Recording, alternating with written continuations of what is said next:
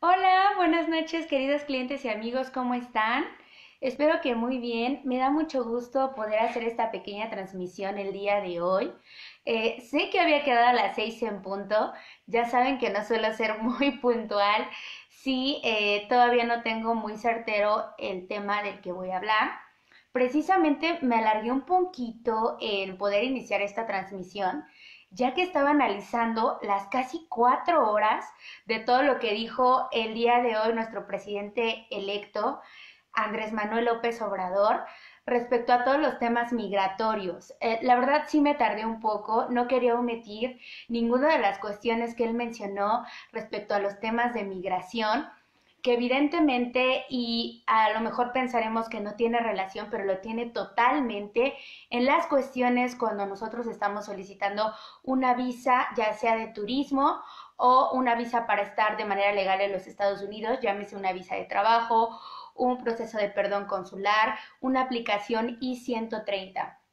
En el transcurso de mi diplomado, y como ustedes lo estuvieron viendo, les estuve compartiendo algunas experiencias o algunos extractos cortos del diplomado que tomé en la Universidad Autónoma de México, diplomado en Migración y Derechos Humanos, que acaba de terminar este día jueves, del cual pues aprendí muchísimo cómo todas las cuestiones políticas pueden afectar la entrada o la salida de ciudadanos mexicanos en el gobierno o directamente hacia los Estados Unidos. Eh, bueno, primero voy a retomar un poquito cuáles son las cuestiones políticas que pueden influir para que en ciertas épocas nos aprueben o nos nieguen determinado número de visas. Evidentemente, antes de que empezara el mes de diciembre, todo el mes de noviembre, tuvimos muchísimo éxito en Unifront con muchas visas aprobadas para poder reunificar a distintas familias de los diferentes municipios. Tuvimos visas aprobadas en Metepec, en Joquisingo, en Malinalco, en Tenancingo, y de repente vimos un declive en este mes de diciembre.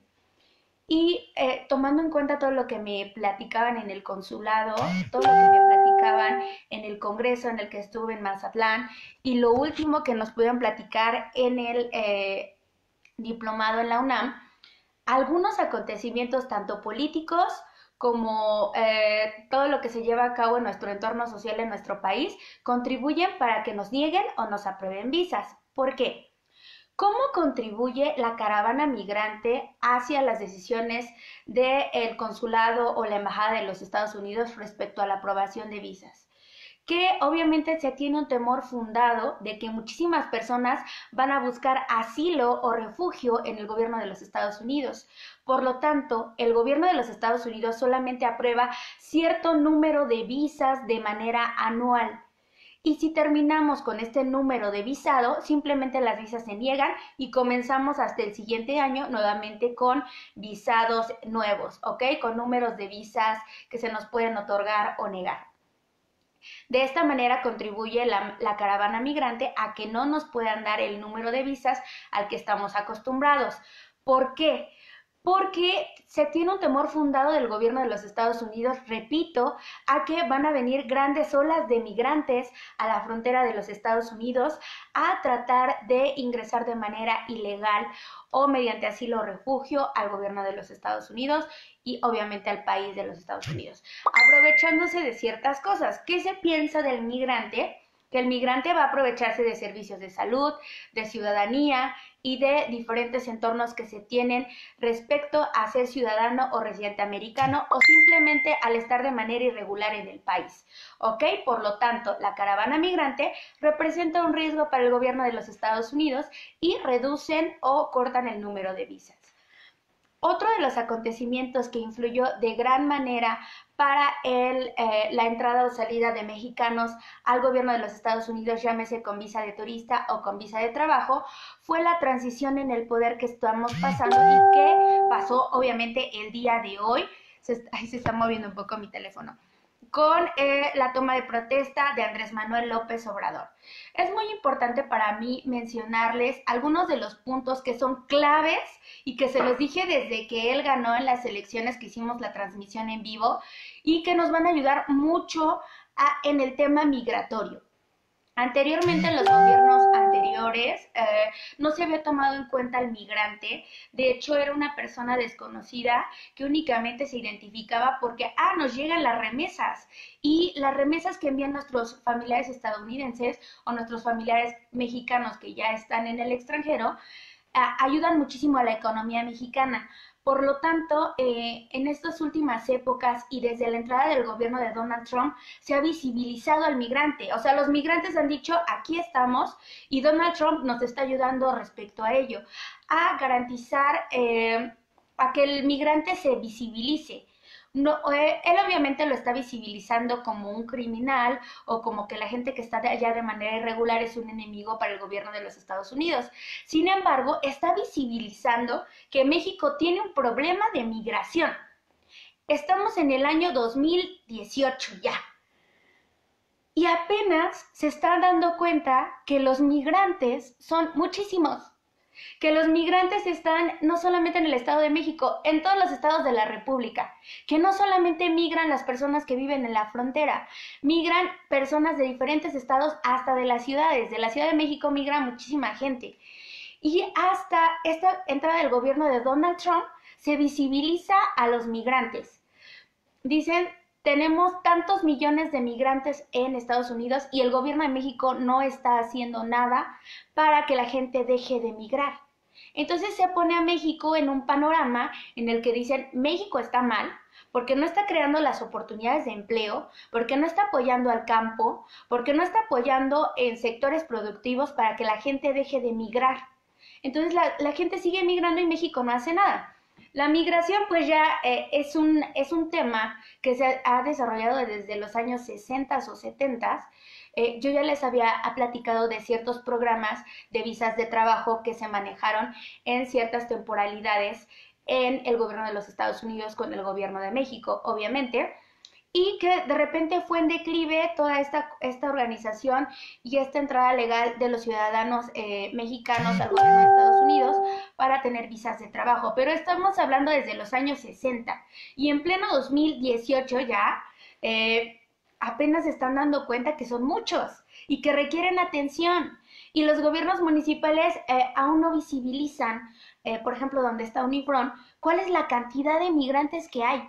En Joquisingo, ¿cuántos hay? En Malinalco, ¿cuántos hay? ¿Cuántos ya regresaron? ¿Cuántos tienen doble nacionalidad? No se tiene la contabilidad del fenómeno migratorio tan grande que estamos llevando a cabo. Yo obviamente puedo hablar por los municipios y el estado en el que está representado Unifron y donde tenemos mayor número de clientes, que es en el Estado de México. Pero el fenómeno migratorio está desde los años 60. ¿Ok? Entonces Donald Trump nos ayuda en este 2018 a visibilizar el fenómeno migrante, a decir, México, tengo tantos ciudadanos mexicanos en Estados Unidos y tú no estás haciendo nada. Por lo tanto, en este cambio de transición de gobierno, evidentemente el tema migratorio es un tema muy fuerte, ya que se visibilizó. Por lo tanto, evidentemente se tenía que usar como tema de campaña y fue lo que hizo Andrés Manuel López Obrador. El día de hoy que tomó protesta dijo unas cuestiones súper importantes y que la comunidad mexicana en Estados Unidos, que sé que me siguen principalmente en los estados de Pensilvania, Carolina del Norte, Carolina del Sur, tengo algunos clientes de California, etcétera. Si olvido mencionar alguno, por favor, anótenme en sus comentarios. Es importante que sepan que está diciendo que ya no va a haber oficinas de gobierno en representación en los Estados Unidos. Las únicas oficinas que va a haber son los consulados. Y recuerden que prometió fortalecer todo el trabajo que realizan los consulados en los Estados Unidos.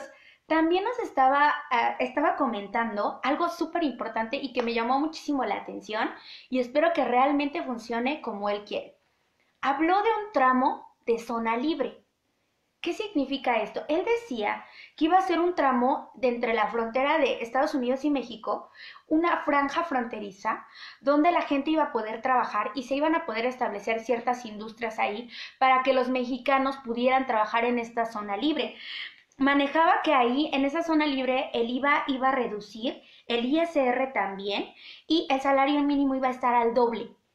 Es decir, lo que él quiere es que en esta zona libre los mexicanos puedan seguir trabajando sin necesidad de cruzar realmente a la frontera de los Estados Unidos. Me pareció súper interesante y espero que realmente lo lleve a cabo. Otra de las cosas que mencionó y que me llamó muchísimo la atención fue la diplomacia de que fue la hija de Donald Trump, Ivanka, estuvo presente en la toma de protesta de Andrés Manuel López Obrador como un gesto de paz o de amistad que tiene el presidente de los Estados Unidos con Andrés Manuel López Obrador. Pero ¿para qué quiere Andrés Manuel y Trump, mejor dicho, ser amigo o tener una relación buena con Andrés Manuel? Evidentemente, con las múltiples caravanas migrantes que han estado tratando de pasar a la frontera de los Estados Unidos, eh, el posicionamiento de México, y nos lo decían en el diplomado y también en el Congreso, es de tercer país seguro. ¿Qué es un tercer país seguro? Ok, aquí está Estados Unidos, aquí está México. Aquí está, perdón, Centroamérica, en medio está México. El tercer país seguro es un país en el que se deben de quedar los migrantes en lo que esperan que se resuelva una solicitud de asilo o refugio para poder pertenecer al país de acá. ¿Qué es lo que quiere Trump? Que los migrantes de Centroamérica se queden en México, pero representan evidentemente un gasto para el gobierno mexicano. Pero decían en mi diplomado y en el congreso al que asistí, que México es el tapón de migrantes para que no lleguen a los Estados Unidos. En México se quedan y después de México se regresan a sus lugares de origen para que no crucen en la frontera de los Estados Unidos y obviamente Estados Unidos no se llene de migrantes centroamericanos o mexicanos, etc. ¿Qué pretende Trump entonces? Que Andrés Manuel López Obrador acepte que México sea un tercer país seguro y que los migrantes, principalmente de Honduras, El Salvador, Guatemala, se queden en México y no pasen a los Estados Unidos. Evidentemente Trump piensa incluso mandar, el trato es ese, que mande dinero y recursos para que la gente se pueda mantener aquí. Hemos visto en redes sociales una fuerte lucha de que no queremos a los migrantes en México, en Tijuana no los quieren, en Monterrey los vamos a poner a trabajar, etc. Andrés Manuel dijo que les va a dar un programa de trabajo a todos estos migrantes. Evidentemente, ustedes escucharon dónde iban a dar el trabajo a los migrantes, que es en Oaxaca, en todos estos estados de la frontera. ¿Dónde los ponen a trabajar? En el campo, en donde se siembra el plátano, en donde se siembra papaya, etcétera. Obviamente para cansarlos y que digan, mejor me regreso a mi país, no tengo tanto que ganar aquí. Obviamente no los va a poner a trabajar en la Ciudad de México, en donde hay mejores oportunidades de empleo. Los ponen a trabajar en un lugar donde estos migrantes a la larga digan, ¿saben qué? No tengo nada que hacer aquí, mejor me voy a mi país de origen. ¿Ok? Esa es la estrategia y el por qué Trump quiere tener una buena relación con Andrés Manuel respecto a todos estos fenómenos migratorios. Evidentemente también nos encontramos en una época distinta a la que nos habíamos podido enfrentar en los presidencialismos anteriores, con Enrique Peña Nieto, con Fox, con Calderón. Estamos en la era de la tecnología, en la era de la información. ¿Ok? Ahora todo tenemos acceso en redes sociales y yo les agradezco muchísimo porque evidentemente ustedes me siguen y obtienen la información de Unifront respecto a redes sociales. Igual pasa con el gobierno, igual pasa con todas estas transiciones del poder. Ahora que tenemos el acceso a redes sociales y a todos estos niveles electrónicos de comunicación, somos más expensos a poder grabar a un policía si nos está haciendo alguna cuestión de corrupción, a poder exigir a los gobiernos de manera distinta. Incluso las organizaciones de migrantes y toda la caravana migrante lo hemos seguido en redes sociales para checar cuál es su avance. En esta época de la información, Trump incluso se comunica con los ciudadanos por Twitter, por Facebook, etcétera, y Andrés Manuel lo está haciendo de la misma manera. No podemos pedir esta misma, se puede decir, cronología o estos mismos hechos a los presidentes anteriores, ya que no estábamos en una misma época o afluencia de la era de la comunicación. Ahora somos más críticos, ahora organizamos marchas desde Facebook, desde Twitter, y nos organizamos en estas redes sociales y en esta época de la comunicación y que se preste un poquito más a estas cuestiones de transparencia. Por lo tanto, tanto Trump como Andrés Manuel López Obrador se encuentran como presidentes abiertos, presidentes que tienen comunicación directa con la población que gobiernan, causales que no pudieron llevar a cabo los presidentes anteriores de México ni de Estados Unidos, de esta manera en que tenemos esta afluencia hoy en día de las redes sociales. Hacía mucho mención o López Obrador respecto a que los migrantes van a ser un grupo que él va a atender en primicia. Decía, los pobres y los migrantes y gente y grupos que no se han tomado en cuenta en administraciones anteriores y que ahora lo van a hacer. Manifestaba que estos bancos que se han generado todavía en distintos puntos de la República Mexicana, que ustedes los conocen como Bansefi, donde se podía cobrar ciertos apoyos de gobierno, ahora se van a cambiar otro nombre. No recuerdo exactamente cómo dijo Banco del Bienestar. Ahora se van a llamar Banco del Bienestar, y en este Banco del Bienestar él decía que la gente va a poder cobrar sus apoyos de manera directa y que incluso van a poder recibir remesas de sus familiares de Estados Unidos directamente en este banco. ¿Ok? Decía que su intención era que no se estuviera utilizando la fuerza, sino llegar a un acuerdo con el gobierno de los Estados Unidos. Entonces, estaremos nosotros esperando y trabajando en Unifront con todas estas propuestas, y obviamente con los gobiernos en transición. También entran ya casi los gobiernos de los ayuntamientos, de los diferentes ayuntamientos donde se encuentra representado Unifront. Lo siento, se mueve un poco mi teléfono, quiere estar un poco bailando.